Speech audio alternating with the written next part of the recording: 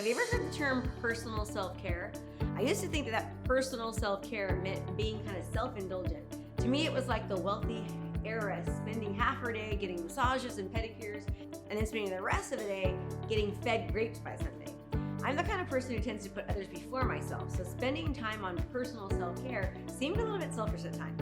But I came to realize it just means keeping all parts of yourself, physical, mental, emotional, and spiritual, healthy and happy.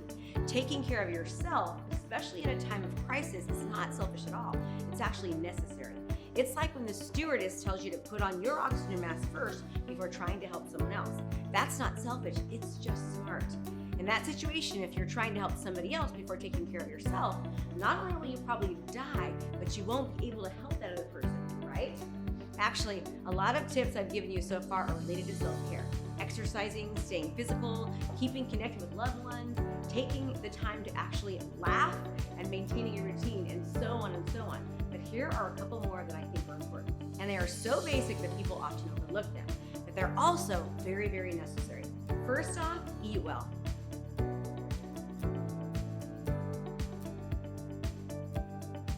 I know how stressful it can be. When times are hard, it's easy to grab a big bowl of chunky monkey. It sounds so good, right? We'll all want a little comfort food, and that's just fine. But a diet of Doritos, chocolate cake, and Pop-Tarts really are not going to give you the comfort that you want in the end. When we're stressed, we crave sugars and saturated fats. But after the initial high of those foods, they actually make us crash. Our stress, our grouchiness, and anxiety, they actually start to increase. It's like having a headache and taking a pill that makes you feel great for about 10 minutes. That's it. After that, it makes you feel even worse than you did before you actually even took it. Rather than the junk food, doctors say that eating foods that are actually higher in potassium and protein are going to actually help calm your nerves. I'm not saying that you shouldn't indulge and have treats every once in a while, but healthier foods will make you feel physically, mentally, and emotionally better, and more capable of actually dealing with the challenges that we're all facing right now. If you don't believe me, try a couple days of just full-on junk food and then see how you feel afterwards. And then try it some days of eating healthier and notice the difference. What else can we do? Get sleep. We all need to make sure that we get enough good sleep right now. And I have to admit, I'm having trouble sleeping as well right now. But your body and your brain need good sleep. I'm sure you know this from your own experience. If we don't get enough sleep, especially for several days in a row, we start to feel cranky, foggy-headed, and sluggish. Pay attention to what your body is telling you and sleep in or take a nap if you need to, just even for 10 or 15 minutes. Schedule yourself to get the hours of sleep at night that's right for you.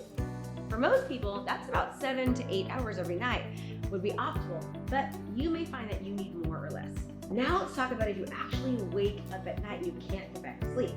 That's actually pretty darn common right now. Our brains get overactive. Some of us are busy thinking about solutions to what's going on. Others have their brains actually spinning with anxiety and worry from everything. If this is happening to you, you can find a million suggestions online, from meditating and deep breathing to reading something really, really boring to help you fall back asleep. Figure what works for you so it doesn't continue night after night. One thing I do is I keep a journal by my bed, and if I wake up and I can't sleep, I just start writing down all my thoughts that run through my brain. Many times what's happening is we're trying to actually work through things while we're sleeping, and just by writing them down, it actually will allow your mind to relax so you can actually rest into that sleep. So do me a favor, take care of yourself, love yourself. You are just as important as everybody else. And I'd love to hear what you're doing to pamper yourself to get through this crisis, and just actually because you deserve it. Follow me on our social channels and tag me so I can read and learn all about you. And don't forget about our free 30-day challenge. Just go to KristaMashore.com/free challenge and you'll be coached by me personally on live trainings where we help you learn new digital marketing strategies to enhance your business and enhance your life.